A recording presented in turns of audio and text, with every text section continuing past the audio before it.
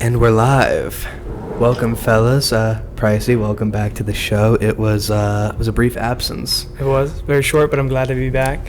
Fellas, introduce yourselves one by one. All right, so my name's Alex. This is my second episode of the Luke Papola Show. What is this, 67? 67, so yeah. back-to-back, 66 and 67. Hopefully I'm a regular stable here going forward. That'd be good, yeah. My name's Austin. I go to school with Alex and Luke, and I do a little bit of political journalism, things like that.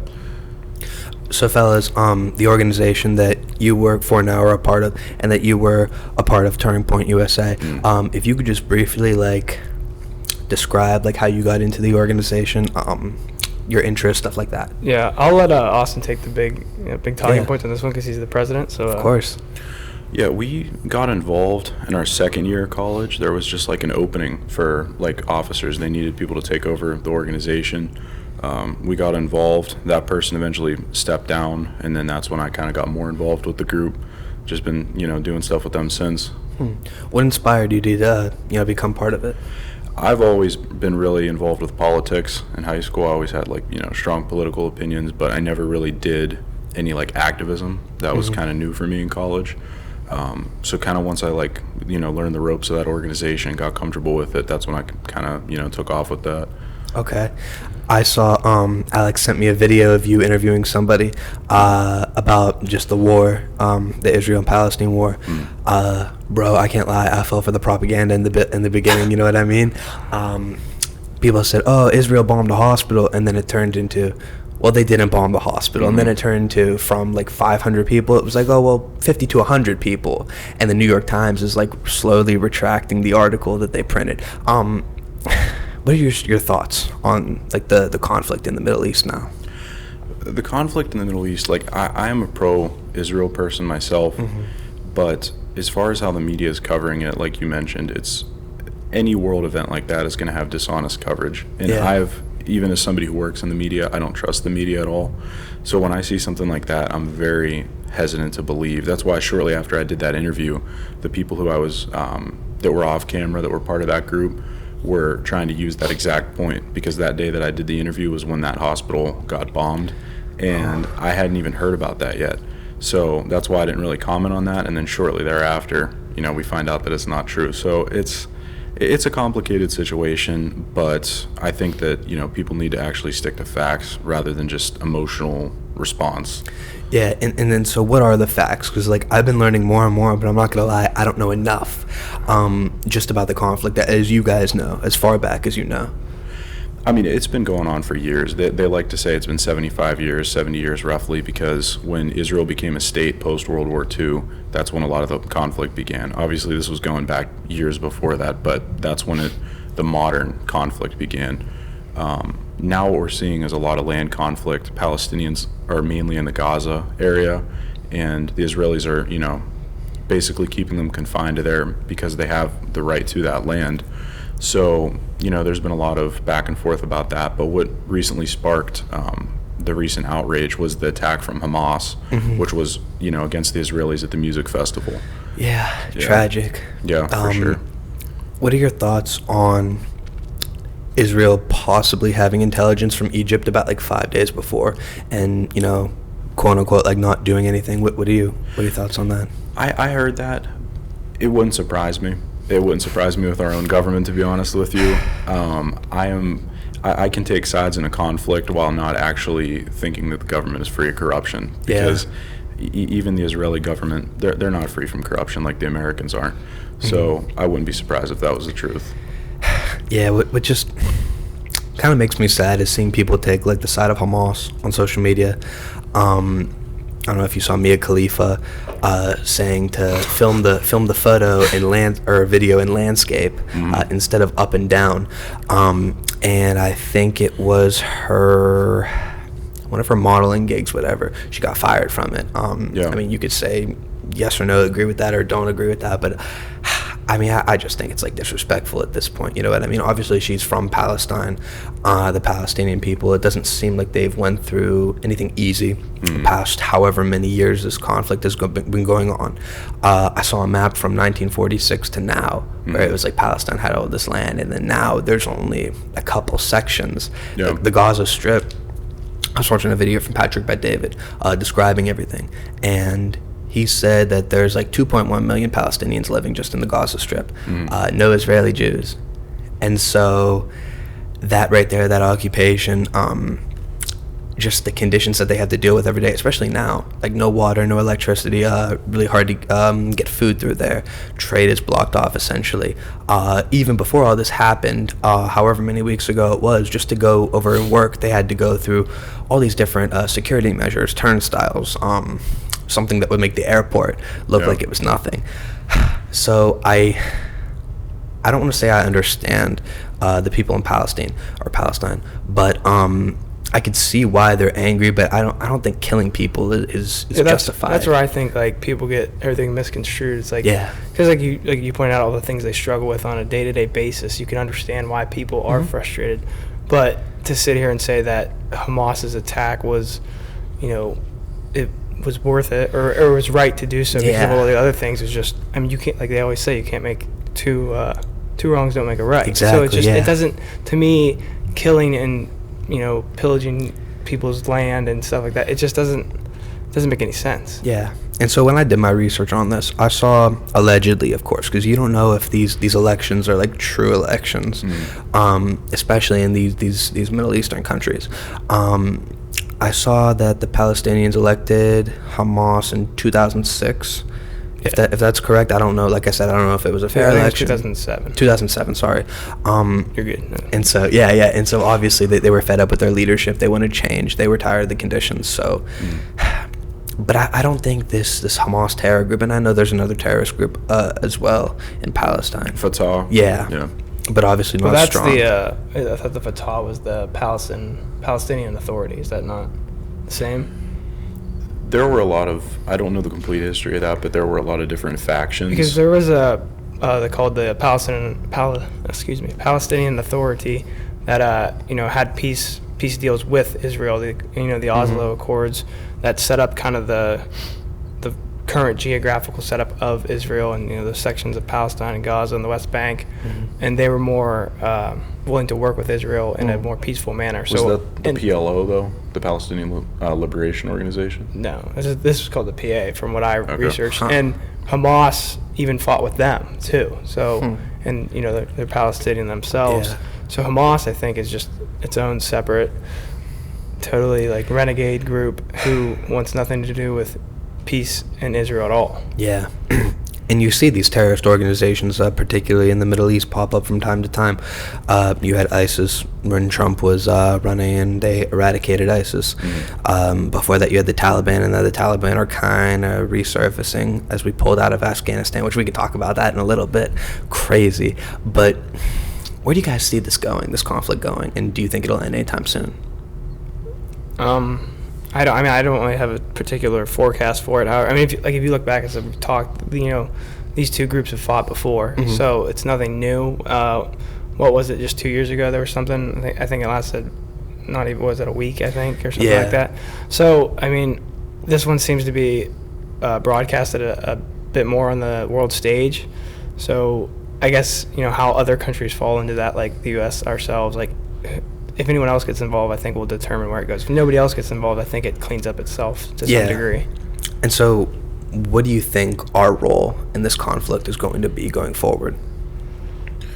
I think personally it's going to depend on our leadership, because right now, and this is going to be the conservative take, of course, but the leadership that we have right now has invited in all of this instability. Like you mentioned with Afghanistan, you're going to continue to have factions like this pop up. And if we have actual leadership that lets it be known that we're not going to tolerate that, then it's going to have a different effect. Right now we have Biden in there, and this has all unfolded under his leadership. During Trump, ISIS was eradicated, essentially. But the instability in the Middle East has returned. We've had Afghanistan gain access, the Taliban in Afghanistan gain access to a lot of our weapons. So I think I think we are going to be involved in this in some way. I don't necessarily know if we'll have boots on the ground, but looking at the way that we're conducting foreign policy with Ukraine, I think we're definitely going to have some money there. Yeah, and it's funny how all of a sudden everybody just forgot about Ukraine, just like that. It's just odd, you know what I mean? The world we live in. So going to that topic, Russia and Ukraine, what's happening there, and why? I get why the media aren't covering it now, but like, what's the progress on that in your guys' expertise? I don't follow their military progress very closely. What I'll say about that whole situation is that is a war that we don't need to be involved in. I agree. And I am pretty staunch in that stance. At the onset of that conflict, when I was watching and seeing, you know, all of the invasion and things like that, obviously, you know, your heart goes out to those people. But at the end of the day, we have our own country here. We have our own problems. We have homeless. We have veterans that aren't taken care of. We cannot be sending billions of dollars to a foreign land where there is no accountability for what's being done with that money. And it's just basically, it's a place where these politicians can dump their money off and launder it, essentially. And I mean, I know that these facts, quote, are not always available, but you know what's happening over there. We wouldn't have such a commitment to a proxy war that we have nothing to gain if that wasn't the case. Yeah.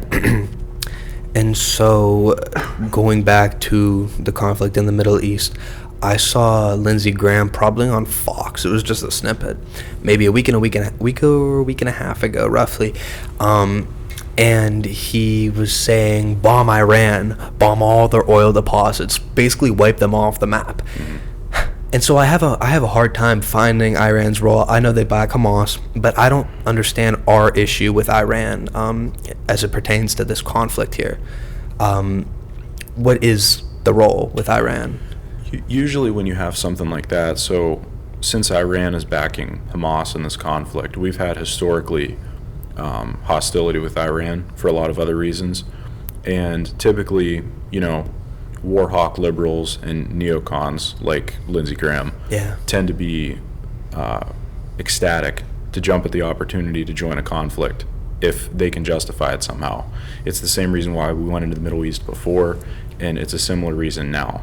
It's I don't know, COVID kind of opened my eyes to politicians and like the corruptness about it. I never really paid attention to it that much previously, but the defining video that I saw that changed my opinion on Lindsey Graham, he was with Zelensky, and he was in a private boardroom, maybe a couple other staffers with him and stuff like that, and he said the best money we've ever spent was killing Russians. And I just thought, but you're the guy that talks about faith and God and loving your country and loving everybody, and just like, as a Catholic myself, it was like, you're a hypocrite, man. They're all liars. Yeah. And it just I don't know, it soured my feeling. I never really thought anything of him too much. I always thought he was kind of old to be. I know he's in his 60s, he might be 70.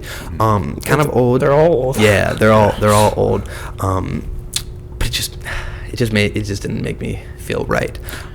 Yeah, situations like that, like, obviously I'm not gonna, you know, say that I think Russia's right in what they're doing. Yeah. But that's the thing, these politicians, I mean, they have to understand there are civilians involved in this conflict as well. So to rejoice, not that necessarily Russian civilians are the ones dying, but nonetheless, to be so happy to see conflict unfolding, that should not be our goal. It shouldn't be our goal to have a good reason to go into a war or to have a proxy war and, you know, have this, you know, this mindset where that's how we conduct foreign policy. Trump, he knew that we had enemies just the same as we do now, but they were at bay much more. Yeah. And now you're seeing that when there's a president that comes in and has no backbone in dealing with foreign leaders, they walk all over us, and that's going to continue to happen. Yeah, you could see like the utter disrespect, like even the way that G carries himself now. When talking about the U.S., it's like, you know, they're not even like the little brother. It's like, it's like the little cousin that's like, you have a 28-year difference. Sorry, I can't talk. 20-year difference, and like you pick on them, you just don't dismiss what they say. You know, you don't let them sit at the dinner table. That was me. my parents, my uncles, my grandma, my grandpa, they'd be like, no, you can go downstairs. You don't have to. I would always like cross the line. Yeah. Like 12, 11 years old, and they would just never let me sit at the table. Finally, I get sit at the table when they talk about serious stuff. I'll comment, and I usually lead the talk. I have a big mouth. But I want to go back to the I want to go back to the Middle East. Specifically the forever wars. Obviously we're out of Afghanistan, but like we've been in the Middle East for however long. What do you guys feel about that? And do you think that we'll ever like stop being in these forever wars, and the military industrial complex will just cease to exist? So me and him were talking the other day. There's a new documentary on Netflix about 9/11. So it goes into like the war on terror and why we were in Afghanistan and all that. But then it kind of branches off for like one episode about why we went to Iraq. It didn't go into a ton of detail, but just a brief overview, and you kind of start to see like, it's all about money. It's all about political power and what looks good. I mean, it looked good at the time. Here we are, the U.S. over here fighting terror, and we're gonna go into Iraq and we're gonna stop them, and because it was said that they had weapons of mass destruction, which turned out to be false after all of that. But I think at the end of the day, I think it's just these people getting these, like you said, these war hawks. It's a moneymaker, and to some degree, it looks like the U.S. is taking a strong stance. It looks like we're the world power. But at the end of the day, I think you're wasting money. To some degree, you're costing lives. I mean, look how many lives were lost. It's a horrible thing, and yet they continue to do it and want to do it. And I don't understand it at all. Yeah, a lot of people have called the United States the world's terrorist. I mean, if you look at it, it's true. About 1 million innocent civilians in the past 20 years in the Middle East that have been killed as a result of us. Whether that be like a drone strike where, there's a potential terrorist at, say, a mosque, and there's 100 people in the mosque, and they just bomb it. I don't know. I can never be a politician. I can never run for president like that. I wouldn't want to lose my soul, man. Yeah. It's a scary thing, and in terms of like all the lobbyists and the back deals that go on, what we don't see, it's just a scary thing, you know what I mean? Because these people, they go in and they say, okay, maybe they do believe they can change things, right? So I'm gonna run on changing whatever.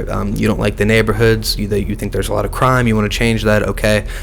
You advance, now you're running for representative. You want to change things in your district, okay, cool.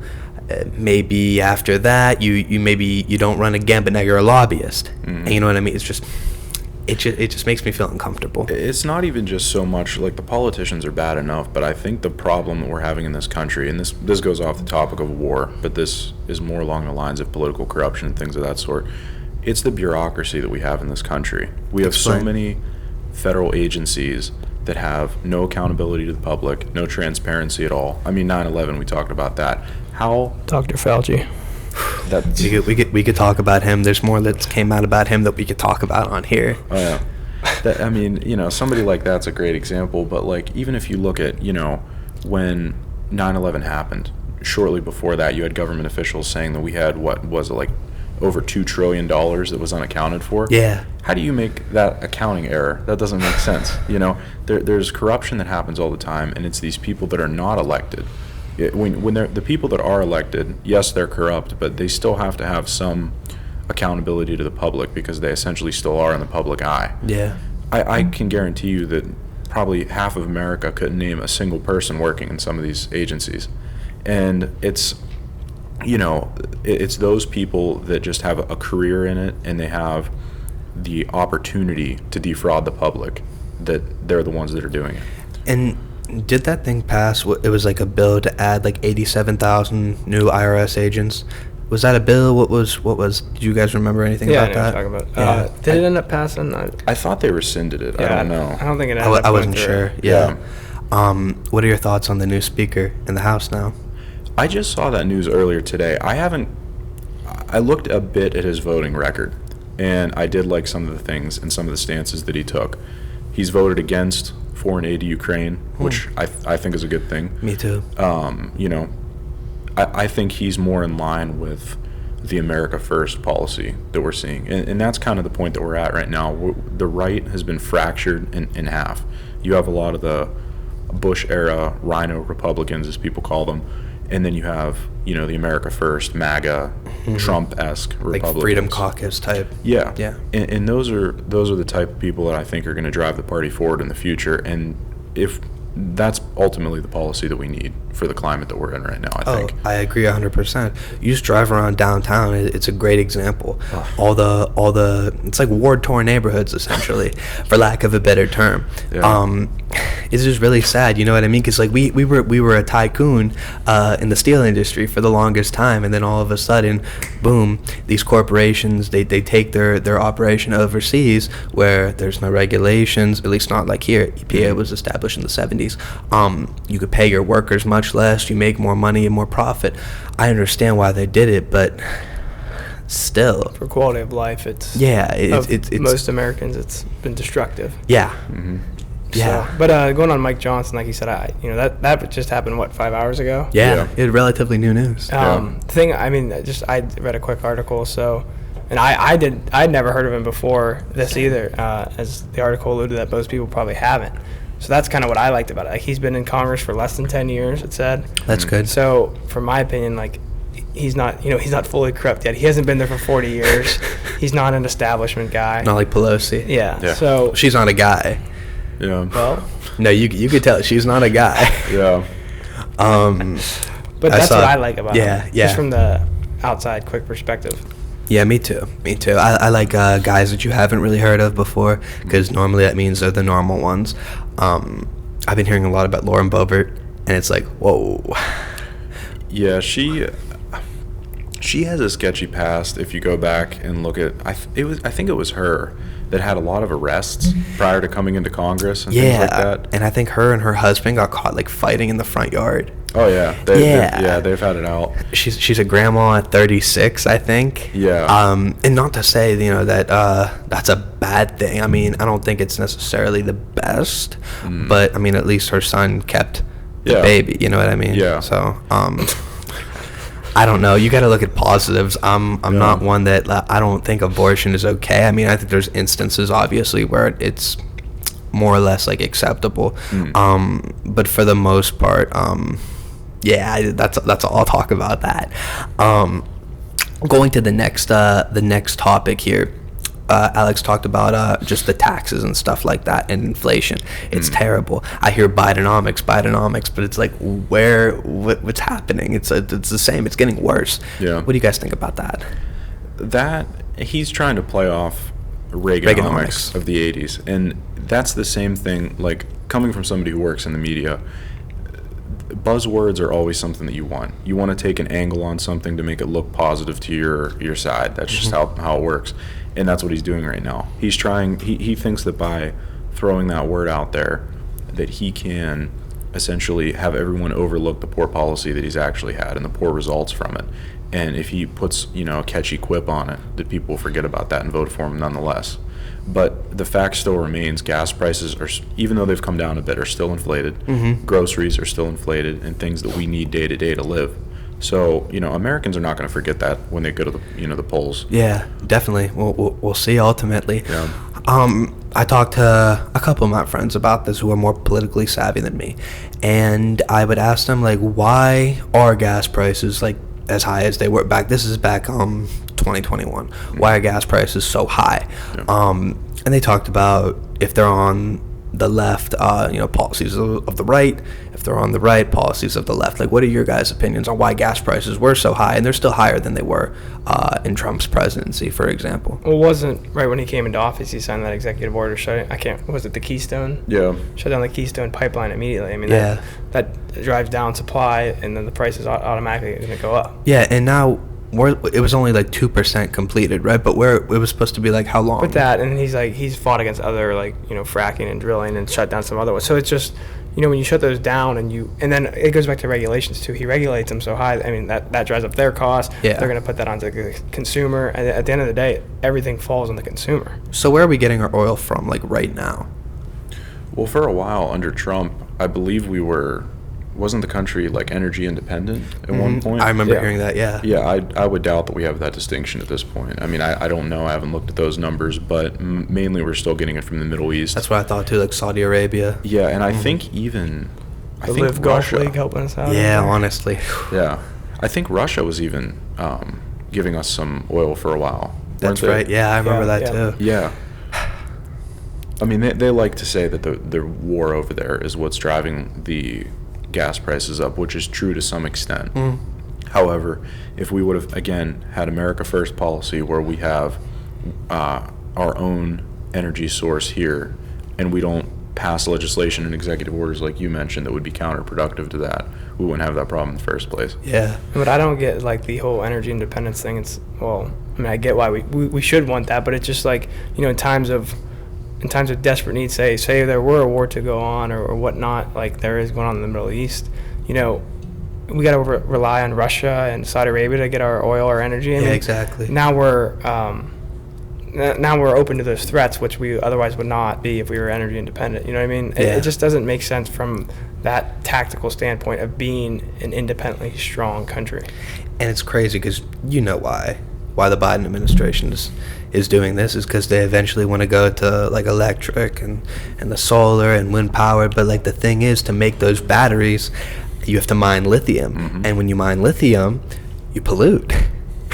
And so it's the great hypocrisy of all these people that are pushing for the switch to solar and electric, and more so electric than everything, than anything. And not to mind or the child labor going on over there that they're using to mine it. You know what I mean? Like, they're talking about human rights, say, you know, helping people. What about all the kids over there that are mining lithium? And cobalt too in the Congo as well. Joe Rogan talks about that a lot. People that tweet about just you know, not having equal rights, whatever. You know, I was a descendant of a slave, whatever. Being a social justice warrior from a phone, that the battery is literally, it was mined from a slave. Oh yeah. I have a theory with the electric cars. Go ahead. So the only good reason why I think that they would be pushing for it this much, in reality, these people don't care about the climate. They want, either they're backed by special interest groups that have an interest in electric cars and things of that sort, but I think it goes a little bit deeper than that. And you know, people might say this is a conspiracy theory or whatever. We welcome those on this show. Yeah. So we saw how this whole thing played out with COVID during 2020, you know, up until however long the lockdowns were. It varied by, you know, area, of course, but having an electric car puts it on, you know, a grid, if you will, and makes it much easier to be controlled. Yeah. You know, if you have a tank of gas and you want to, you know, drive and the government's telling you that you can't, there's not much they can do about that. I mean, of course, some of them have electric components anyway. But if your whole car is running on an electric system, do you know how easy that is to remotely control? Very easy. You know, and I mean, that's the thing. Like, you have to ask these questions. Our politicians are going to be playing Need for Speed with our cars in the background. Yeah, and I mean, seriously, like, it would be so easy for them to say that, you know, in the interest of, you know, the public health or whatever else the issue is. You want to talk about the lab leak theory? Boop, your car's shut off. Exactly. Just like that. Yep. You can talk about it now, but COVID 2020 was very dystopian. And I feel like it was bad, but it could have got a lot worse if the people in New York specifically, who they tried to put the vaccine passports on, if they would have conformed all the way like that, I don't think we would be in a world where we could come back from that. At least now, I think COVID was bad, obviously, but it tested the American spirit. It did. And, you know, for better or for worse, but like, we bent. We really bent, but we didn't break, I don't think. Not all the way. I think that in some ways we should have held a little more firm than what we did. Definitely. But honestly, I think that COVID was not the government's end game.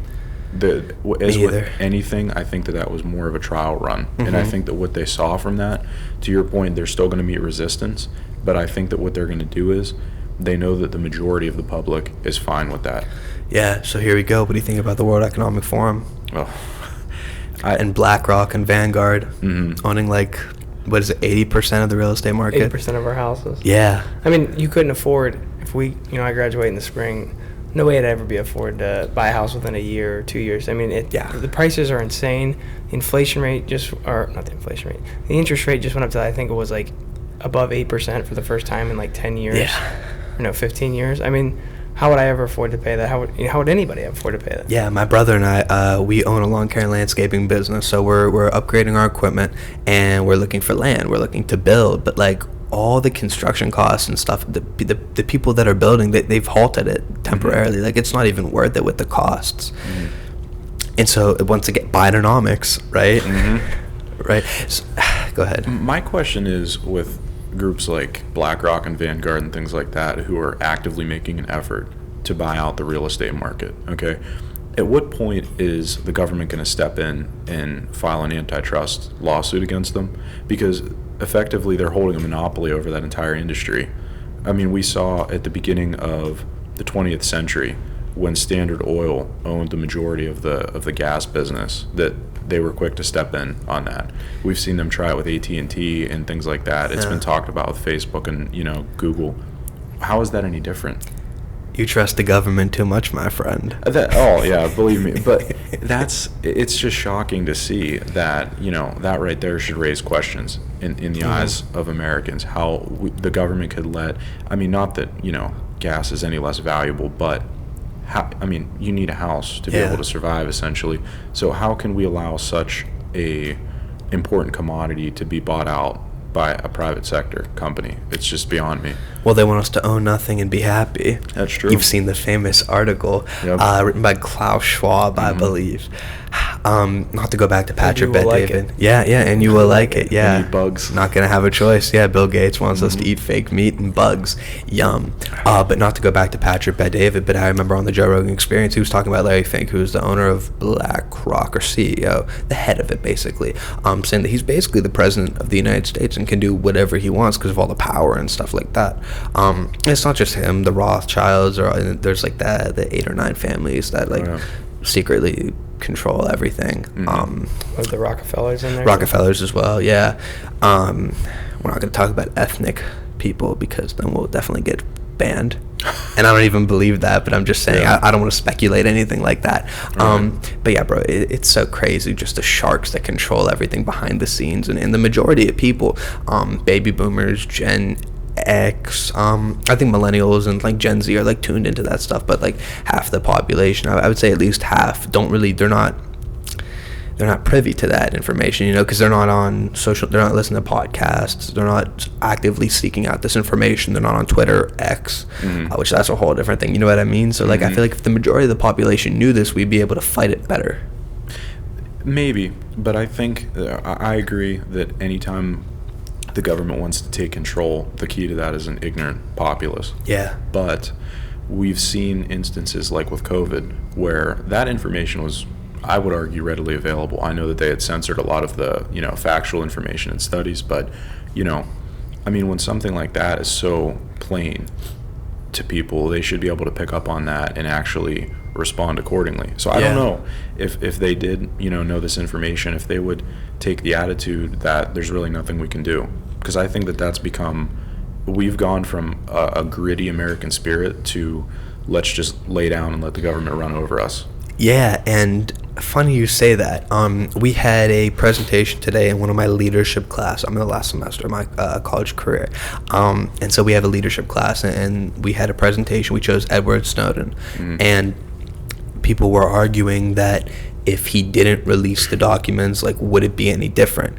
Because one of the people in my presentation on my team, they said, like, realistically, like, the country hasn't changed since we found out that the government spies on us and uses all this surveillance. Facebook, Skype, Instagram, Twitter, or previously Twitter, your text messages, your emails, Alexa records you, your phones record you, MacBooks, not MacBook, any laptop really with a camera, they can watch you if they want. We know about this now. We know about the Patriot Act, and like we haven't done anything. I think a lot of Americans just fall to the I don't care stance, or the there's nothing we can do about it. Which sometimes I find myself, and there's really, how much can you do? Yeah. What's the route to winning? The people in charge are the ones that make the decisions at the end of the day. Yeah. Or you go to even the court system. The court system's all messed up. So you take it to court, the odds you win, slim to none. Very slim. I talk about this to my brother and my family all the time. I unplug the Alexa. And they say I'm a crazy person, and I say like they're literally listening to us. There was a case in 2019. I did a report on this in high school. In Arizona, a guy killed his girlfriend, and there was like evidence on the Alexa because it was recording him, and he didn't know enough to convict him of murder, and he's in jail for life. I don't know how many years, but the idea or the thought, mind you, was like, is unconstitutional. I mean, this has never popped up before, and like, why is Amazon Alexa recording him? You know what I mean? He wasn't a felon or to begin with. It doesn't make sense. Go ahead. I was just going to say that basically gives the law enforcement agencies a way to violate your Fourth Amendment rights without actually doing that. Yeah, it's very 1984. Yeah, 1984, very dystopian. Big Brother, I mean, it's just a little box instead of a telescreen, which I love that book. I didn't read it. Favorite book. I didn't read it. Me too. I didn't read it in high school. Really? I read it in 2020. Oh, yeah. Because everything was starting to... Yeah, I retained enough information by reading the Cliff Notes in high school enough to pass the quizzes and stuff. Like, high school. Like, you don't really... Like, To Kill a Mockingbird isn't very interesting. What's the other one? Flowers for Algernon, they had us read. None of those books you're ever interested because they, like, nag you. Okay, you got to read this chapter this week, whatever. So, like, you're never really engaged. You got to come to all this stuff on your own. But, like, once I did... I always say if people want, like, if you want the playbook for what the world is coming to, obviously first the Bible, I think is a great resource. But as far as fictional works, I would say 1984 and Brave New World. I haven't read Brave New World. That's basically a book about they basically hatched people in hatcheries instead of having them naturally. Really? Yeah, but it went a lot deeper than that because in the book, basically, the social norms were skewed. They were not like what they are now. Like everybody would be very sexually open with each other. There was no like commitment, and they had kind of completely undermined having any nuclear family. And through that, the government was able to control everything. And at one point in the book, I think the character goes, it's like onto an Indian reservation or something, and sees how they're living and that it's completely different, and starts to question why his society was like that. And it's like, we're seeing the same thing play out now, I think. Yeah, you see that with CRISPR, gene editing. They're talking about slowly implementing that into society. What else? Eugenics, where you're able to, like, instead of choosing embryos based on the size, which I think they already do now, you're able to tell like which one's going to be like dumb or stupid, for lack of a better term, which one's going to be tall, which one's going to be short, and they choose that one with like the best possible outcome, or they will. Mind you, there was a reporter on Joe Rogan saying, what's his name, Coleman something, I think, but he said it would happen like 3 years, he predicted. And so then when you trying to grow people in a petri dish, it's crazy, but but back to the phones really quick and the listening. It just, I think it goes back to the, like, what can you do? But the government's tested its limits. Like, we all carry around phones, and because I talk about this with my family too. Like, oh, they're listening, this, that, and the other. Like, why should the government be listening to us? It scares us, whatever. But we carry around our phones all the time. Exactly. We buy, Hey Google or Hey Alexa. So the government, they got you. Essentially, yeah. What are your thoughts on Neuralink? That's another one where I think mark of the beast type shit. Because I believe it was when Roe v. Wade was overturned, that day human test trials for Neuralink started, and but it was announced, but like everybody was focused on A when they should have been focused on B, and so they're dividing us, and then they're also misleading us, because I don't think the majority of the public wants that. No. And I think Elon's a good guy, but if you look at the stuff he makes, a lot of it becomes like government contracted stuff. You look at Starlink, you look at Tesla, stuff like that. Those inventions. Now he's working on Neuralink. He's running all these things simultaneously at once. And I believe it was, I think it was an orangutan. It might have been an ape. I don't know what technical animal, and in terms of like monkey-like animals. Yeah. But there was a we'll call it a monkey, whatever. It had Neuralink, the chip, and it was playing Pong with its mind. There's a video. It happened. Wow. And so he said, you're going to be able to talk without using words. And it's like, why drill this into your brain? You know, he said, first they're going to have like people with cerebral palsy, traumatic brain injury, stuff like that. It's going to be meant to help them for their safety. And then it's gonna move to more. My argument against that is like, you're gonna create two classes, just like COVID. The vaxxed and the unvaxxed. You're gonna have the people that either can't afford to take it or just don't want to take it. I mean, it's a chip in your head. It's pretty significant. You know what I mean? All these things start as a matter of choice. Yeah. That's the funny thing, and it's like, what is the choice? You have to ask yourself that, and basically it's that you retain control over your own body, or. And I'm not, sitting here, my body, my choice, that sort of argument. Yeah. But as far as, they are trying to basically infringe on God's design and play God themselves. Yeah. In the name of public welfare. Yeah, and like, we won't be human, or I'm not going to do that shit. No. But the people that do that, they won't be human anymore. It'll be something different. Yeah. I think that, like, it goes to a lot, like, kind of like Brave New World, like the way that they're trying to genetically engineer society. That is the last frontier for the government, is the human body. They have not been able to, they've been able to control everything, taxes, our infrastructure, our, defense, everything. Energy. But us. Yeah. That's the only thing. And I think that once they're able to take control of that, I was just looking up something that I heard about on another show. It's called Canada's Medical Assistance in Dying Law, MAID. And it basically is giving people the option to have a medically assisted suicide. Yeah, I remember that. And when they were advertising this program, they were making like coloring books and giving it to kids and trying to show it as like this, happy-go-lucky thing. Like, it's messed up. Right. They're undermining the value of human life. And I think that it's not only that's an extreme example, but even something like Neuralink, they're taking what makes us human and unique, and they're undermining that in the name of progress and advancement, and it's just not true. Or the name of saving other humans. Yeah, figure it's safety. all about human life, but you saw something like that too with those Amazon stores. I don't know if you've seen on X.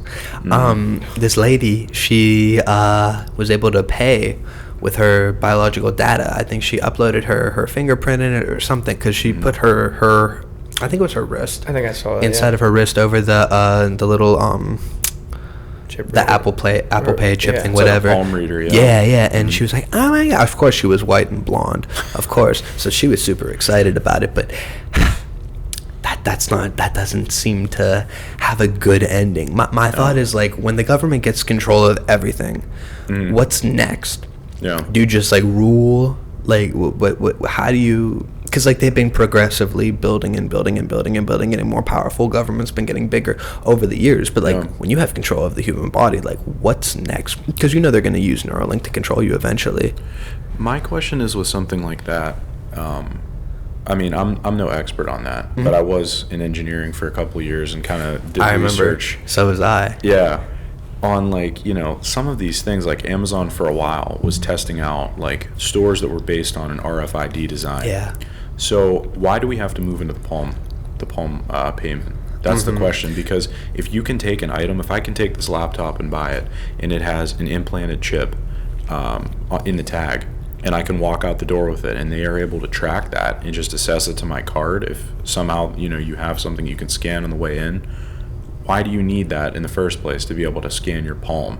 And they have that biometric data on you. It doesn't make sense. So you can be tracked if, in the event of, you want to get off the grid. Right. Sometimes, I'm not going to lie, I don't want to hear my mom call me. I don't want my girlfriend to text me. So I just leave my phone at home. Screw you. I don't want to talk to you right now.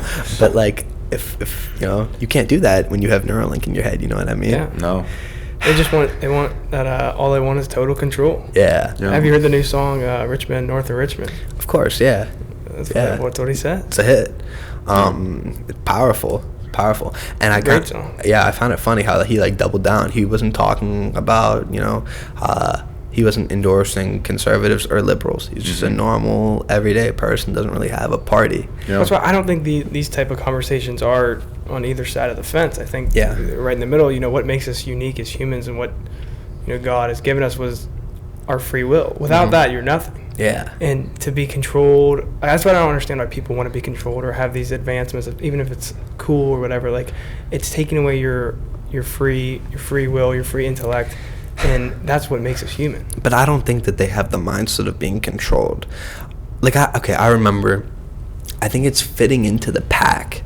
I remember it was 2021 when the Johnson & Johnson, the Moderna vaccines came out. I worked at Giant Eagle for 2.5 months. I wanted to kill myself. It was terrible. But you're dealing with the public, and everybody was up in arms because the lockdowns and the mandates and, you got to wear a mask, blah, blah, blah. They would offer the vaccine every week for free. The company paid for it, whatever. And they have like a notepad, and they had everybody's name. They come up to me week 1. Would you like to get the vaccine? I said, no, I'm going to wait. Okay. Just check, and then they went, next week. You want to get the vaccine? I'm still waiting to get FDA approval. Whatever. Yeah. Took a minute, obviously. Check. They asked me again, and I refused it. And then I had workers coming up to me. This one lady, ironically, her name was Karen. It was Karen's. Yeah, Karen. She would like double glove, double mask, hand sanitizer on the gloves, everything. My gosh, the woman was a bitch, but she liked me. I think she was hitting on. But she won't like you now. Besides the point. Yeah, she would be like, well, why aren't you getting the vaccine? You're putting everybody in danger. And I said, well, it's still brand new. You could say what you want about Trump, but I think he rushed it personally. I do too. 100%. I don't agree with the mandates. They said, it's not a law, but it was basically a law. And just, it was so brand new. Like, it literally wasn't FDA approved. Like, why do I have to put this new thing? It's not a traditional vaccine. Hasn't been around for it hasn't been around for a long time. And so, like, why would I have to put this into my body just because you don't, quote unquote, feel safe? Obviously, the data's come out. The COVID vaccine didn't prevent you from getting COVID. Nope. I remember hearing about my one friend who was kind of pressured to get it for his work. And he was like, I got vaccinated, whatever, and didn't really have an opinion about it. Then he got COVID like 2 weeks after. And then I was like, I'm glad I didn't get it. A lot of people, if you hear, like, when they got the vaccine, they got extremely sick. Yeah. He's like, what the hell's in it? You yeah, don't even know. Exactly. And what the funny part of all of it is like, if you've seen all these mandates, especially like on college campuses, they've been walked back. You know, there was like a period there for a couple months, half a year half a year, like, you had to get the vaccine to go to school there. Yeah. Those aren't in place anymore. I remember. So if it's so essential that the vaccine be shot into everyone's arms so that we can save the world, why is it still not in place? No, I will actually say there are some that are still in place. There are 100 universities that are still requiring it. Still, but before that, there was, all universities. Yeah. What about travel to the United States? Do you still have to get it to come in here or no? Not that I've heard of. I've never had to provide any, at least domestically, any proof of vaccination. I don't know if flying in. Yeah. No, I went outside the country this past summer, and coming back in, you don't have to prove. No, but I'm saying people from the UK, for example, because I went to the Dominican Republic this summer with my family. We came back, we weren't required to get it, but that's just Dominican Republic. It was a couple hours, you know what I mean? But plus you're a citizen. I don't know if it would be different. Yeah. I'm talking about strictly non-citizens. Oh. Say if you're coming from Australia, whatever, for the first time. Yeah. I don't know. I will say this. I can't speak to that, but as far as universities and colleges and things like that, that's mainly what I cover through my writing. And there was a case where Rutgers was recently really in the hot seat about that.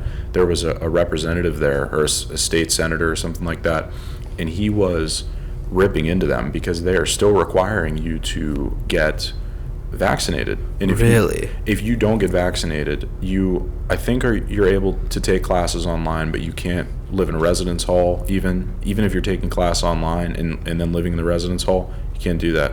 So there are still schools that are allowing this to happen, and the bad thing about that is that's a public university. Yeah, and it's open discrimination is what it is. It is. And I don't think, take this down, we're not talking about anything. It's not controversial, but it's all been proven, you know what I mean? I think it was the Army came out and said there's a side effect. They mentioned myocarditis.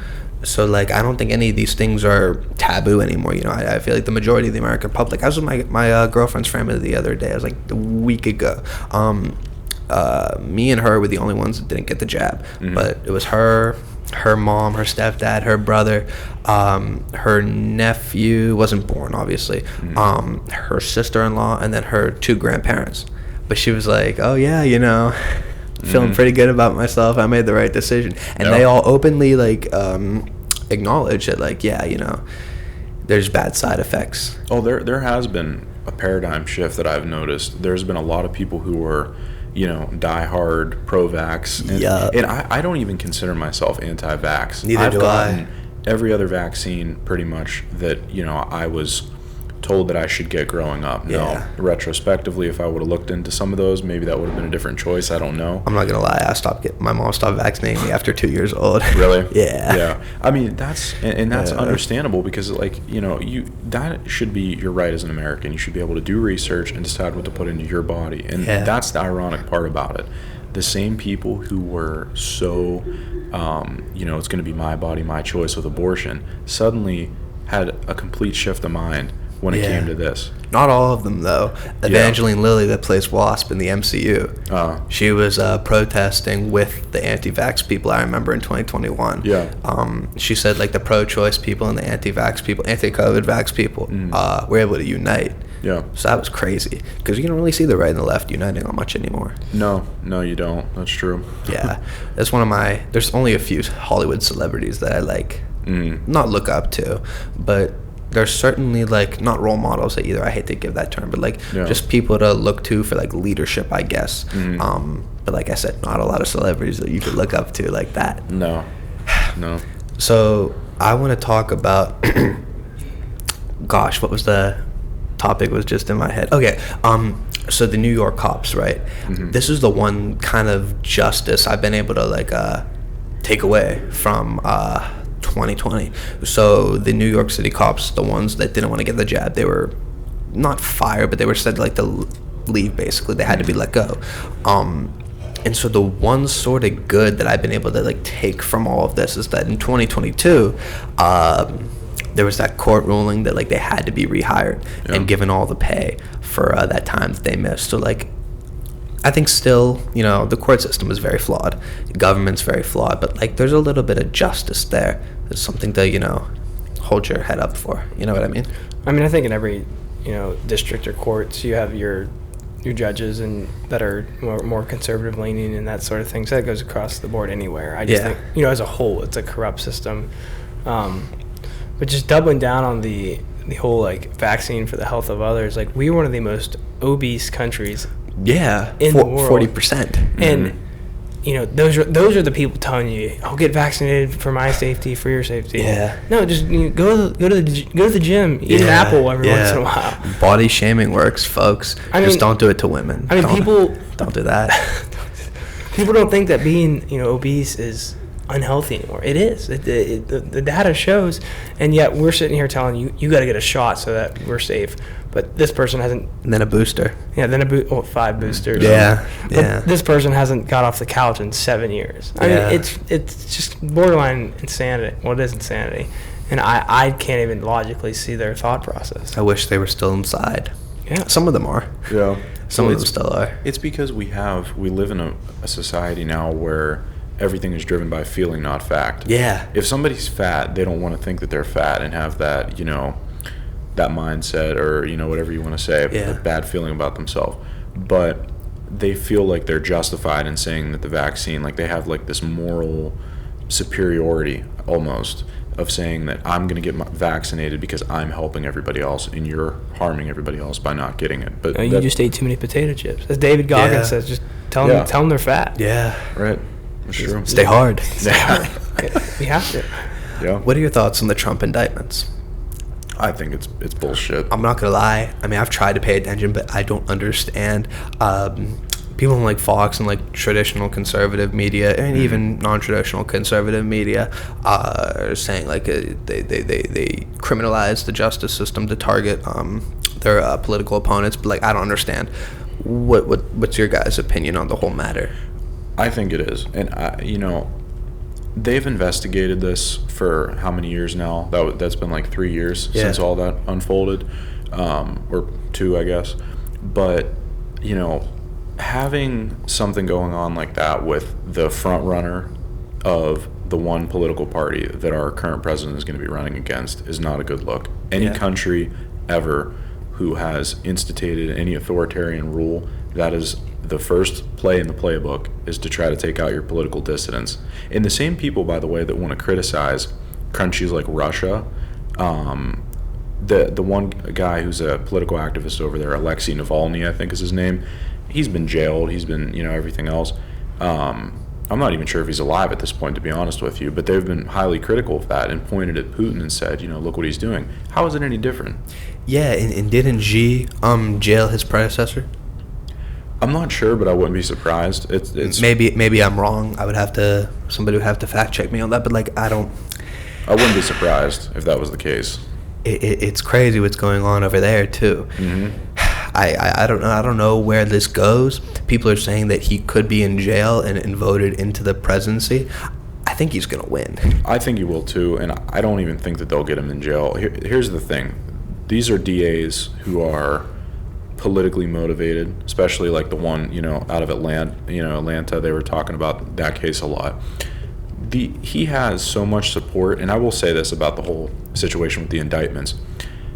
I noticed online that as soon as he was indicted, his support in the black community skyrocketed. I saw that, and you know, and it's a fact. Like, those people were saying that these are the same people who feel that the justice system has wronged them in so many ways, and they find that relatable. Yeah. And that's why Trump, the reason he's so successful is he has taken the traditional political playbook and flipped it on its head, because he has made himself, despite being a white old billionaire, so relatable to every demographic. And somebody like Biden, no matter how much he tries, he's never going to do that. Yeah. Well, that's because, I mean, Trump's not a career politician. From that, he's worked his way up through the business world. These career politicians will never be relatable because the only thing they've done is govern us. I really like RFK, but, bro, I'm not going to lie. I was shocked in the 2020 election.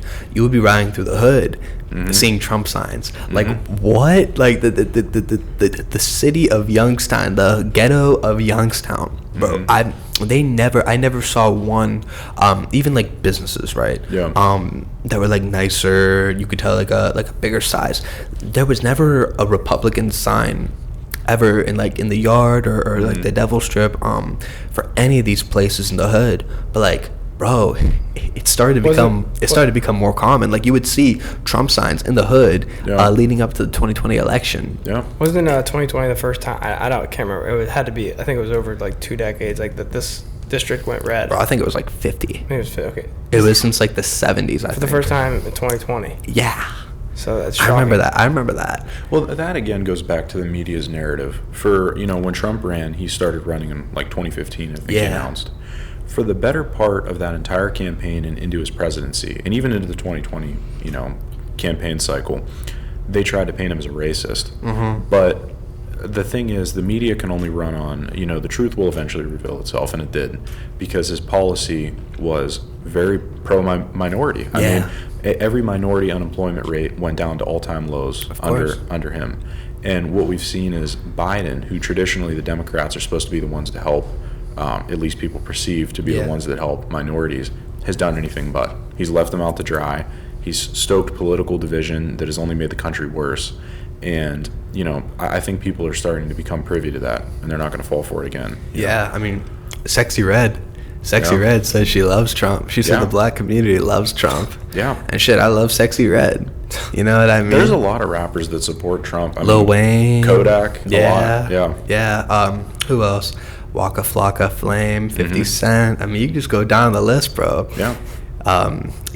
It's a crazy thing because when I've been into politics since I was probably in like 4th grade. I'd grow up and watch the primaries and the debates with my mom and stuff like that. So I was always very interested.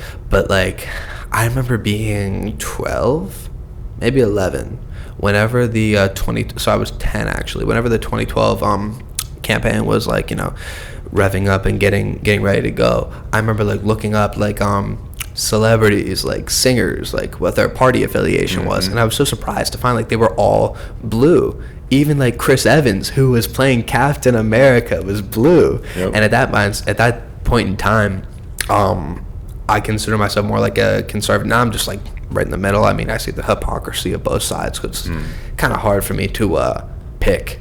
But like, I just found it so interesting how like all these famous people are blue, but then like if you look into the Midwest, obviously like swing states mostly in the Midwest, but then the rural areas are all red. And it's just fascinating, the geographical locations of like who votes who, you know what I mean? It's because the Democratic Party has been misrepresented. It's never been the party. People want to say that going back, in time, that it was the policy of, or the party of the everyman, the immigrant, and all this thing. It wasn't. It was a political machine from the onset, and they exploited immigrants.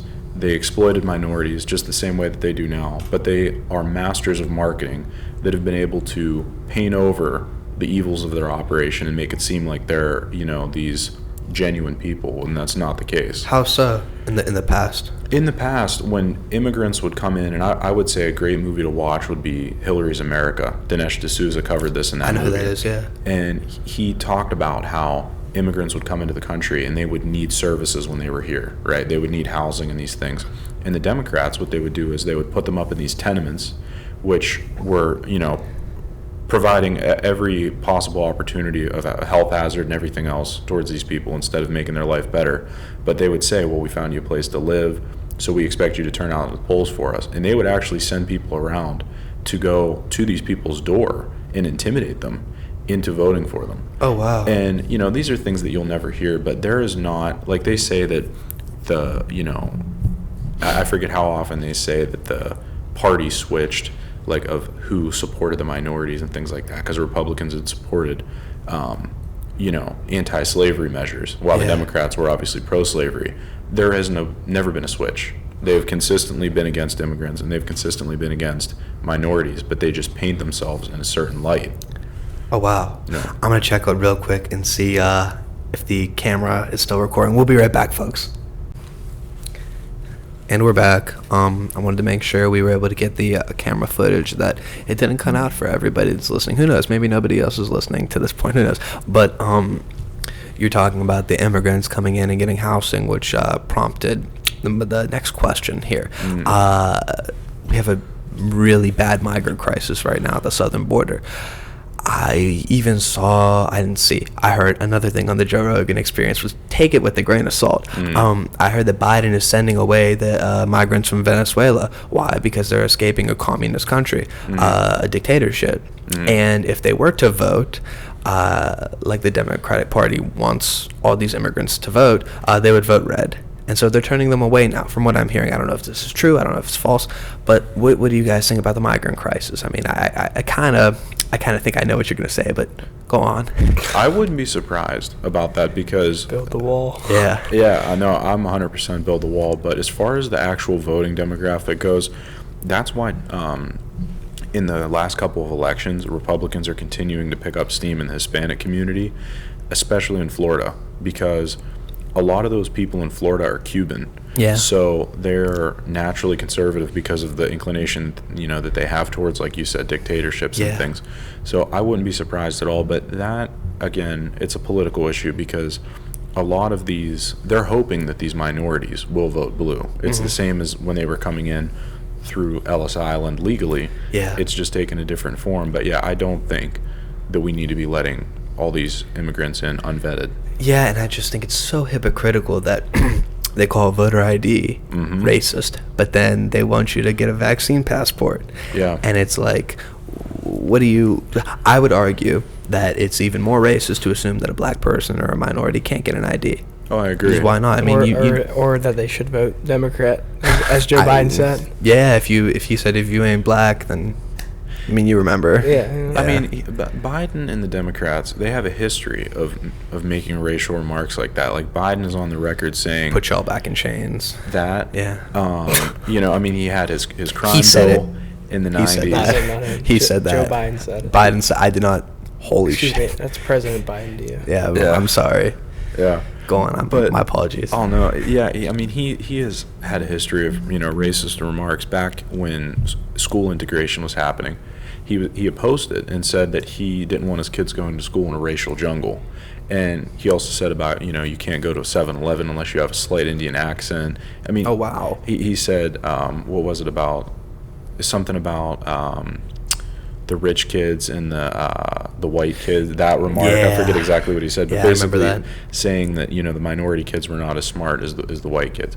So, I mean, I'm not the least bit surprised. And the media just lets them slide. Oh, yeah. How quick people forget. God forbid Trump, and like I said, I'm not like a Trump diehard, but God forbid Trump like shuffles down the ramp of, what was it? Was that the Air Force One? Where was that? When he was like kind of shuffling down he said, "Oh, it's slippery. I didn't want to fall." Oh, yeah. I thought it was just recently. No, this was back when he was president. But then there was something just recently too. I think he was at one of his campaign rallies. Maybe. He did the same He thing. didn't fall at all, but he's Yeah. like, God forbid I would have fallen. Like, they would have talked about that for 2 weeks. Oh, yeah. There's always a double standard, and it's because the media has their golden boy, which is whoever is the current poster child for the Democrats. Yeah. And they are not ashamed to have a double standard at this point. No. That video of Joe Biden falling at the Air Force graduation.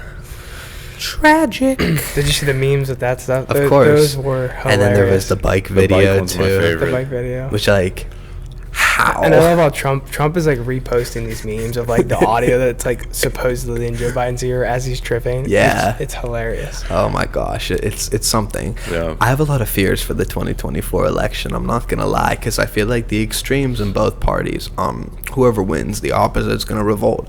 If Trump wins, then all like the Antifa, radical, like left progressive people are gonna riot, burn down buildings, kind of like they already have, but to a much larger extent. And then I don't really so much fear the MAGA, like hardcore like alt-right Republicans, mainly because I haven't seen it represented in media. I know it is, I just haven't really like looked into it. Yeah. I know the Proud Boys are, but like I don't know if they're a threat, but I haven't seen any videos. Like my algorithm isn't showing me that, so I don't know.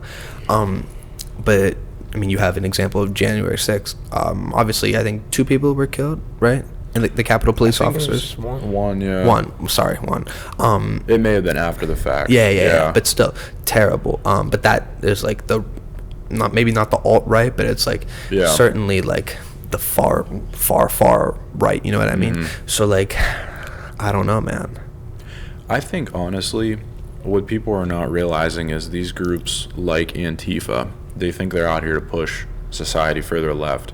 They're actually going to push them further right. Yeah. Because not only are people going to get disgusted with the fact that they're, doing these violent things, tearing buildings down, burning everything down, flipping cop cars over, but, if anybody has any sense, they're going to stop and think, where is this happening at? This is not happening in rural America. It's happening in a big city. Portland, Seattle. And who's running those cities? Democrats. Exactly. Yeah. So it's going to be a thing where Not just Democrats sorry to cut you, but like the progressive, like the far left.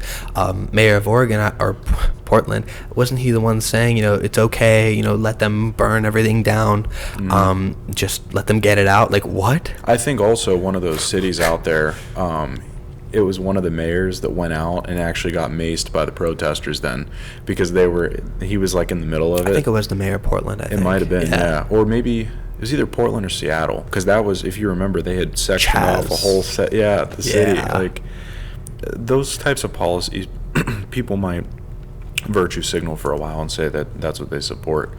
Eventually they're going to wake up and realize it's not in their best interest and turn. You see this in New York City with Eric Adams.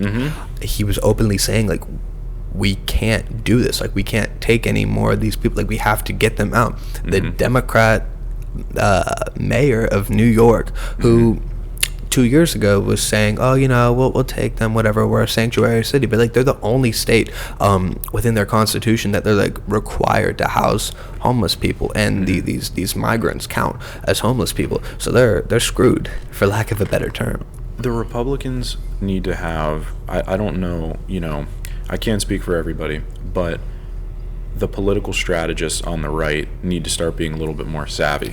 I agree. And, you saw it with Greg Abbott in Texas when he was the one that kind of started this, sending I forget where the migrants were from, but he sent them immediately to Martha's Vineyard in New York and all these places. Yeah, DeSantis as well. Yeah.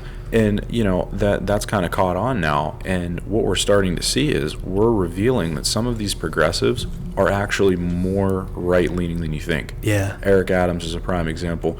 And that's what needs to happen, because if we can get the left to admit that their policies are nothing but a political charade, then you're going to start seeing more and more people that are moderate left vote right. Well, Eric Adams is a cop, too.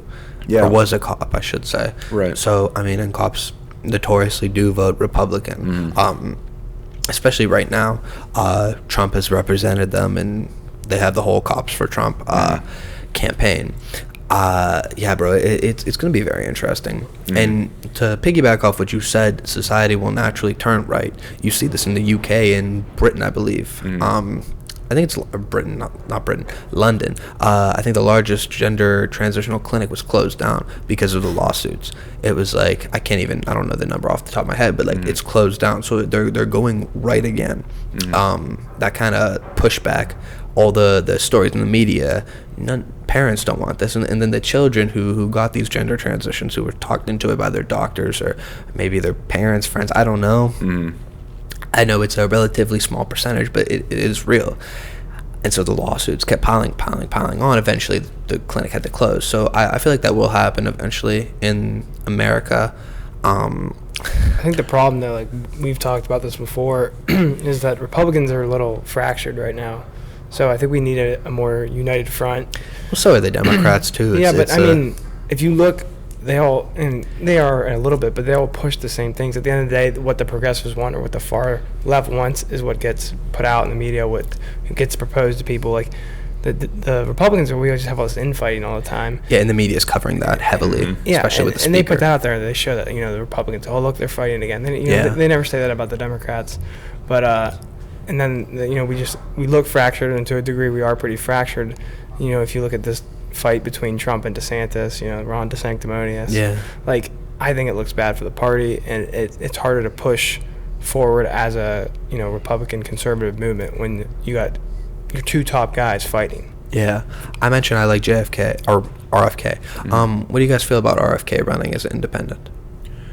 I think RFK, traditionally people say that they take votes from, the opposite party, not the incumbent, or the Republicans. I don't think that he's going to get that many Republican votes, and here's why. Because RFK, at the end of the day, and this is a broader issue, I would say, with the Republican Party, people who are conservative, not even necessarily Republican, that just identify as conservative, are very quick to look at a person in the media or in society that's very prominent that comes out in support of some conservative policy, and they latch on to that because they don't, like you mentioned in Hollywood, they don't get representation like that normally. So when they see that, they're very quick to jump on that train. Yeah. At the end of the day, though, RFK is not a Republican. He's not a conservative. He has anti-vaccine stance, but he is still pro-abortion. He's still, I think recently somebody said he came out in favor of reparations. So these are not issues that the right pushes.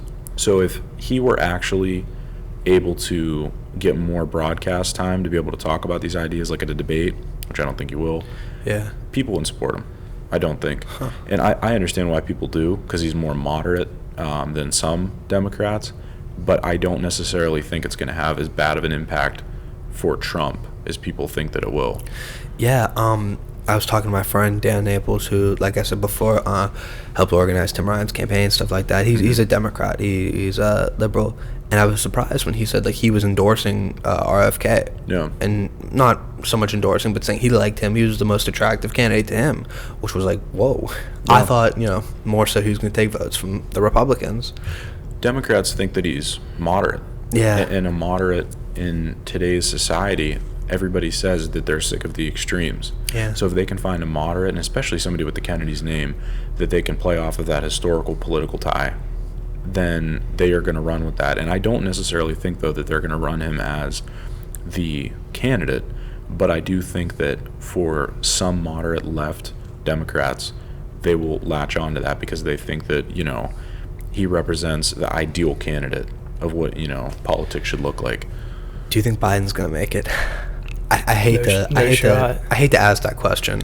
I'm not talking in terms of like life. I mean, maybe life, but like it looks bad. I think they're gonna go with Gavin Newsom. You think? I think so too. Okay, well here's the thing. Like, how much longer are you gonna wait? That's my question, but we're already starting to see Newsom come out because he's come out more and more into the public eye. I don't know if they already did it, but he has a debate scheduled with DeSantis. Saw that, yeah. And did that already happen? Or was I don't think it did. No, I think we would have seen highlights. But I mean, that right there, why would that be happening if he didn't have any plans to run? You know, the person in me that wants to believe they're doing this like for just good purposes is like, you know, put liberal ideas against conservative ideas in a traditional debate, like see who wins. That's the optimist in me. I don't know. I just think that he would, and I will say this, I think that Newsom would pose much more of a threat to Trump than Biden would. I agree. Oh my gosh, Trump doesn't say shit about Newsom. Yeah. He does not, because Newsom doesn't say anything bad about him. No. And that's kind of Trump's rhetoric in terms of his opponents. If you, even other world leaders too, if you don't talk bad about him, he's not going to talk bad about you. But God forbid you take a shot to the ego, he's gonna take 5 shots back. Yeah, that's and he's true. good at it too. Yeah, very good at it. Very funny. Very, yeah. He's a comedian. Yeah. He's, if anything, if anybody gets elected, I do hope it's him, just because I want the mean tweets to come back. Oh yeah. I mean, yeah. Has he posted on X since he's been reinstated? I don't know. I think he posted on Instagram. Or is he only on Truth? He posted on X. He posted Really? his mugshot. That's right. Yeah, I do remember that. Yeah, which we talked about this whenever this happened 2-3 months ago. But what a crappy mugshot. I mean, usually the mugshots, like, it was just taken from such a crappy angle. You know what I mean? It was grainy. Not to say that all mugshots are like HD, 4K perfect, but like, it was just so bad. You know what I mean? I was expecting like, the orange jumpsuit, and he came in with like a suit and a tie. You know what I mean? I just wanted that classic Hendrix mugshot. But oh well, it is what it is. What were you alluding to earlier? Imagine Trump's in a jail cell on the night he wins 2024 election. That would be wild. Gangster. At this point, I mean, look at us. Like, we're a completely dystopian, different world than we were. The adults are gone. Oh yeah. The adults are gone. I had another question. I saw a video of Alex Jones on InfoWars, which, take this with a grain of salt as well. But he said, if you ask Amazon Alexa who will win the 2024 election, Alexa says that there will be no 2024 election because of the conflicts with Russia, and then she said China as well, that whatever amendment will be invoked so that there will be special powers and the president will be able to stay in office until the conflicts and the wars are done. I haven't done it yet. I haven't remembered. But like, what do you guys think about that? That's crazy. I saw a video and somebody did that, and I don't know if like they like edited it to look like Alexa did that. I'll go home and I'll do that tonight. I'll ask. Is there actual provisions that allow for that? I don't know. I didn't hear the story. I mean, World War II. I was gonna say, yeah, FDR, he might have invoked that. I'm not sure. Yeah, I think he did. Yeah. I think he had a third term. There are a lot of situations in American history where leaders have been able to take more power. Like, I mean, even in the Civil War, I believe Abe Lincoln suspended habeas corpus and a lot of other legal... What's habeas corpus? So it's basically when you get arrested. I want to look up the exact legal definition, but it has something to do with the process of arresting somebody and saying like what crime they've committed, I believe. Okay. So yeah, it's where a person can report an unlawful detention or imprisonment to a court and request that the court order the custodian of the person to determine whether the detention is lawful. So basically, like, you can't imprison somebody for no reason at all. Okay. And at that time, they were imprisoning people who were Southern sympathizers, and they thought that it was in the national security interest to imprison those people so that ideology didn't spread. Which, I mean, in retrospect, we look back and say that might be right. But living in that time and having your freedom of speech, infringed on like that, obviously is not a good thing. So the same could happen here, I think. Yeah, bro. Talking about the Civil War, it's so funny. You see people on Twitter, on social media saying if slavery was around today, well, I'd be against it. You see like the progressive types talk about this, but slavery is like at the worst possible amount of people it's ever been. I saw a stat 40 million. When you talk about in the African countries or human trafficking, sex trafficking, even here, like it's crazy how much people don't talk about it because it's not supporting their narrative, and they're not going to make any money talking about it either. That's true. So it's crazy. Well, that's the thing. I mean, we have there are so many issues that are not money makers for the politicians, so they ignore that. And then the ones that we really have no stake in, those are the ones that they push, but somehow take the angle that we do. Yeah. That's why politicians are masterminds of redirecting the public narrative, and that's the same reason that we conduct foreign policy the way that we do, like with Ukraine, Russia, and things like that. They're great at pulling at people's emotions, and that's one of the only things they do, and people always fall for it. Obama was the best redirector. I remember watching the debates, and the person that was like the moderator. The moderator would ask him a question, whatever, about a certain topic, and then he would answer it with a question. That's all politicians do. Well, let me tell you about this. Yep. The pivot. Yeah. Great pivoter. Yep. I mean, he was a great speaker, though. I mean, that's why people liked him. Fantastic speaker. You've seen the comparisons of people comparing Obama and Vivek Ramaswamy, two young guys. I don't think Vivek will get... I mean, he started to get a little traction in the beginning, but I think people have not seen through him, but... I think he's third in the polls right now, isn't he? Is he still? Yeah, probably. I believe it, yeah. But I don't think he has a real chance. Well, I don't think anybody other than Trump does. Yeah, I agree.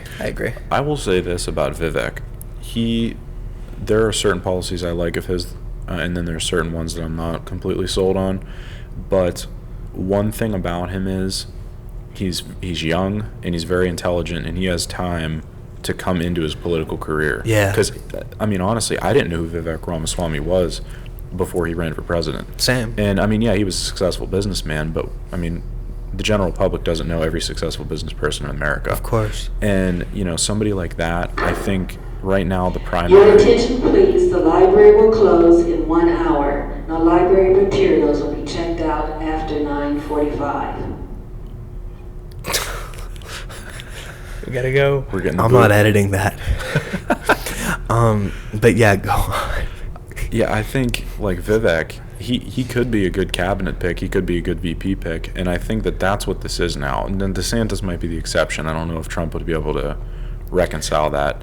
I don't think. Yeah, but certain ones I think could. And honestly, like there are certain ones Trump is not going to ask that are higher in the polls, like Nikki Haley. He's not. I wouldn't ask her either. Hell no, I can't stand Nikki Haley. No, me either. And I think like Tim Scott could be a good pick, and I would say Vivek Ramaswamy could be a good pick, but that's ultimately what the primary is. Oh my gosh, Mike Pence is so weird. People really hate him. Yeah. I mean, I was at a conference in D.C. not that long ago, and he was speaking. And, I mean, this was a room full of conservatives. He was getting booed. People were yelling traitor at him. I mean, it's shocking to see that. I just think he is so weird. You know how you can see through people? Yeah. So, like, I think DeSantis on the podium in, like, short kind of 1 minute, 1.5 minute tidbits, it's good, okay? But, like, you get him long-form talking, and I kind of feel the same way. He's, like, comes off as kind of weird. Trump has that strong rhetoric. Just the way that he speaks, he commands the room. I mean, he's got the mannerisms, you know what I mean? He's just Trump. Everybody knows Trump. But like now when we're seeing more of these candidates in like these long form settings, it's kind of telling. I think what's happening is it's not so much that DeSantis doesn't have. He has the popularity. He has the legislation that he's put out. And this is one thing I'll say about Trump. I'm a Trump supporter. I plan to vote for Trump in the primary. However, one thing is a lot of the problems that we still have in the country and that Trump himself complains about could have been solved if he would have taken less time in dealing with the scrums in Congress and having these political infights and really pushing for meaningful legislation. I always point to the issue of like the social media censorship. That could have been a problem that was solved pre-2020, but instead we had to wait until Elon Musk came around to kind of open up that, the beacon of hope for freedom of speech. Yeah, and it's something like that I think is going to be a weak point for Trump, as well as his stance on the vaccine. The Operation Warp Speed might come back to bite him. And also something that nobody talks about too is the stimulus checks. I mean, people want to talk about Biden in terms of like the inflation. Yeah. But like you have to. Gotta love that stimmy money. That's what Sexy Red said. She said, you know, he's free. He's taking black people out of prison and giving us money. We love him. That's the thing that I've heard from a lot of people in the black community is that they support him for that reason. Yeah. Like it is somehow, even though I don't think that, it probably did contribute to inflation. It undoubtedly did. But somehow, because of his charisma, he's been able to like basically skate by that issue without criticism. Especially from like those more hardcore conservative supporters. Yeah. I don't know. I was never a big fan of it to begin with. I don't know if that makes him more or less conservative. He's certainly more conservative than any Democrat, but it's just an interesting thing to think about. Because he increased the debt by what, $2 trillion? No, it was like 8. Was it 8? Yeah, I think it was 3.8 or 4 in COVID, and then the rest of that was prior to COVID. Probably because of our military spending alone. Yeah, which I don't know. You could agree with that or disagree with that. But I think the way to decrease government is to decrease spending. And that's one thing Trump totally botched. Do you think we'll ever repay our debt? No. I don't think so either. No, not at all. And I think like we could, aside from our foreign policy spending, just the way that we spend, these omnibus spending bills we keep pushing through Congress, we spend so much money on stupid things. Yeah. Like there was one bill, this was a year or two ago when they passed one of the spending bills.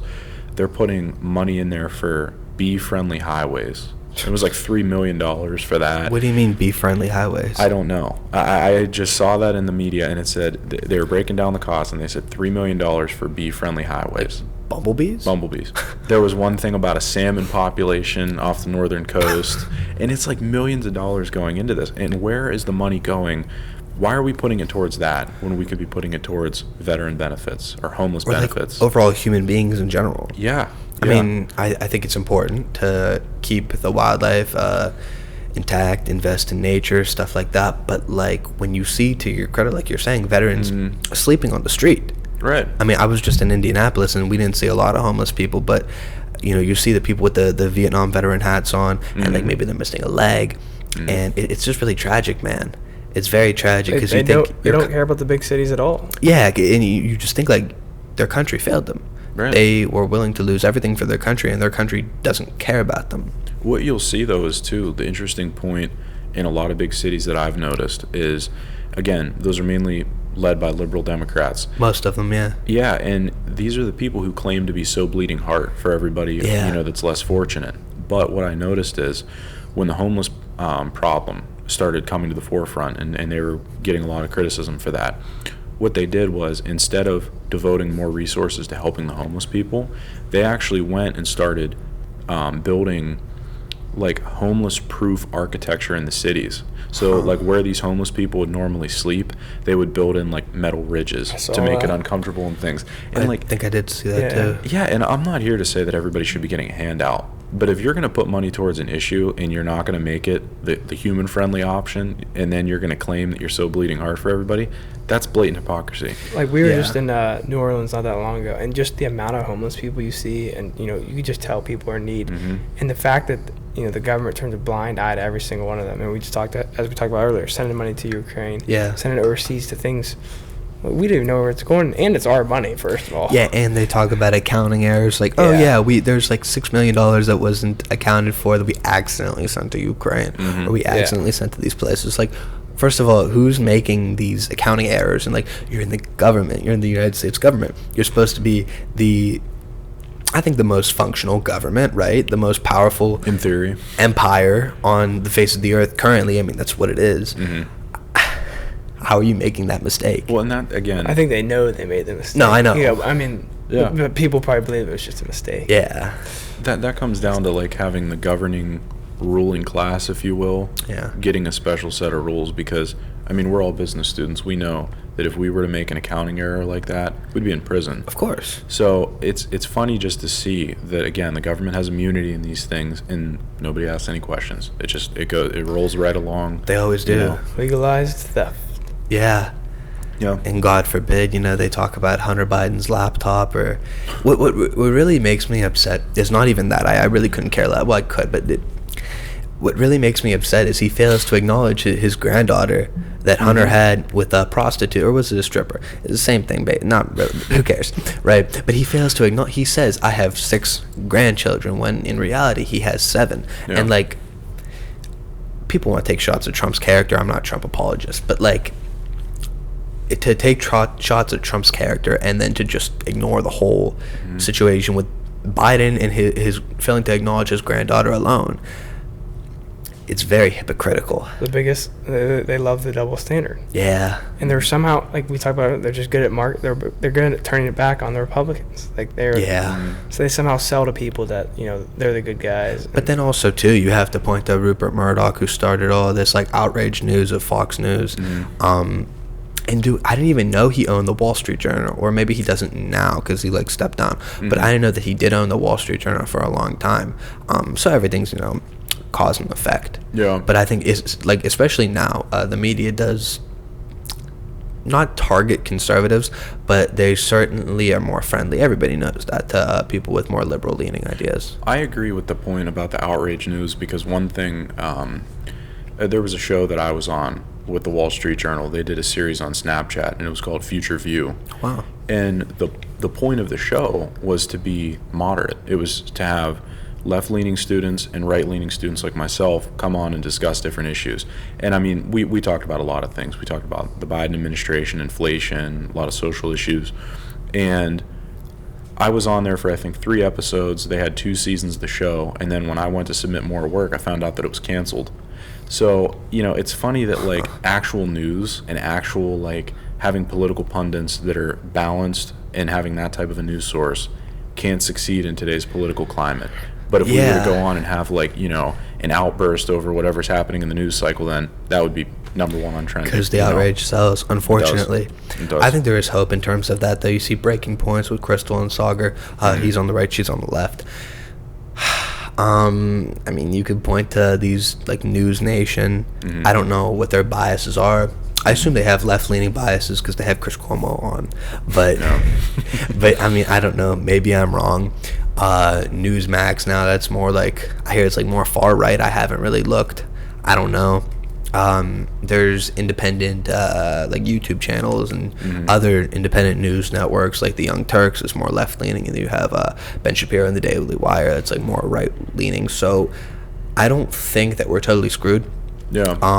And you see like Ben Shapiro and who's that guy, Cenk, I think that's how you pronounce his name, Cenk Uygur. Oh, yeah. Come together, like they'll have like friendly debates and stuff like that. Yeah. They'll have like conversations. So that I think that's good, being able to see those talking heads, for lack of a better term, kind of come together and discuss issues.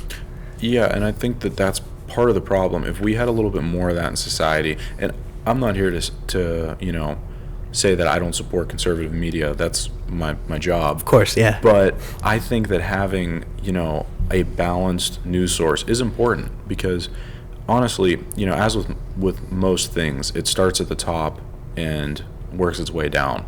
So you know, that kind of sets the example for how society is. Yeah. We've seen a breakdown in the integrity of media, and with that, political discourse. In society, civil discourse doesn't happen anymore. Yeah. I mean, me being, you know, the president of TurningPoint here and trying to lead those discussions with people, it is rarely productive, because people are very unwilling to hear your side of it, or hear, you know, an opposing viewpoint. I mean, instead, what I have mainly is people that go after my character online, call me a racist, a bigot, a sexist, I mean, of course. Yeah, and it's just like, is that really going to drive any narrative forward except hate? Yeah. Maybe that's a podcast episode right there. I mean, when I started this podcast, I would have people call me like a misogynist, sexist. They're right. No, I'm kidding. I'm kidding. But yeah. Even like, and I don't really claim like a political affiliation. But God forbid, even people on the left, you say something that the outrage machine doesn't like, and then you're automatically they throw the words at you. And bro, listen, they don't stick anymore for people. That's the thing. They have to find something else, because like more and more people get called out for being racist or sexist or misogynistic, and it's not true. Well, then you're like, you're taking away from the purpose of the meanings of these words. Yeah. So, well, the cancel culture, I think, is losing its hold largely because the companies that actually have the power to make it stick are starting to pull back from that. Like, namely with Twitter. Yeah. That was a big one, I think. Mm-hmm. I mean, you'll still see celebrities that, like, scandals come out, like Kevin Spacey. Yeah. For example, you get R. Kelly. I mean, those are, like, I don't know about the whole Kevin Spacey thing, but I did know R. Kelly deserved to be canceled. That was crazy. Yeah. Armie Hammer was being accused of, like, cannibalism. I don't know if that's true or not, but you just go, like, down the list of people. I saw something about Diddy murdering people the other day on Twitter. I don't know if it's true or not. It's probably not true. Yeah. That's a whole another thing. I think that certain celebrities are like the Illuminati is real and all this stuff, but we don't have enough time for that. But yeah, I wanted to ask you guys one more question before they inevitably kick us out. Have you met Charlie Kirk before? I've not met Charlie Kirk, but I've seen him speak. I've not either, but we got to see him speak in Florida. We went to a Turning Point conference. Yeah. That's cool. Really cool. That's cool. How was it? Did you enjoy it? I had a lot of fun.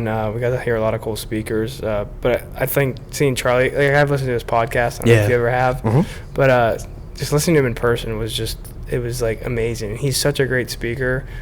Like, I was shocked, and I enjoyed it so much.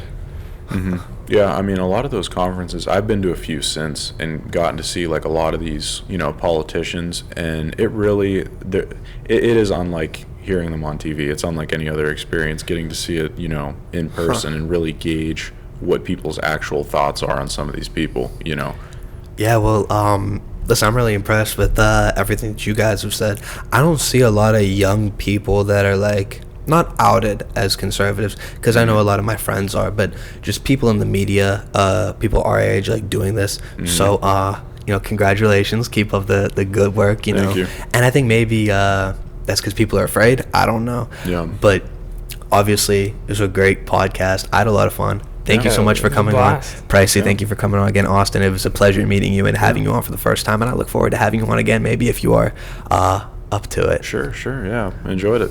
But, thanks for having me. Of course, man, of course. Is that my invite to come back on as well? Yes, dude, obviously. Duh. But I think you should have a debate on this podcast. Okay, so that's what I've been toying with. I have a list of topics too, and I've got the people lined up. It's just a matter of sending out texts and stuff. Yep. It'll be a completely different format. I want to get, like, a black backdrop and, like, cool spotlights and stuff like that. It'll be cool. What's the one podcast that they do? It's like they have the panel, and they usually talk about, like, masculinity and stuff like that. It's real popular now. That's the one with Pearl Davis. It might be that. Just Pearly Things, I think. No, there was another podcast. I can't remember what it was called, but the one where they had the really big chick on. Yes. Yeah. That one. Or guy, I don't know if it's a dude. Yeah. Oh. Damn. Yeah. Well, she thinks she's a 10, so we'll end with that, everybody. Yeah, thank you so much for watching, and look out for the next episode. We'll see ya.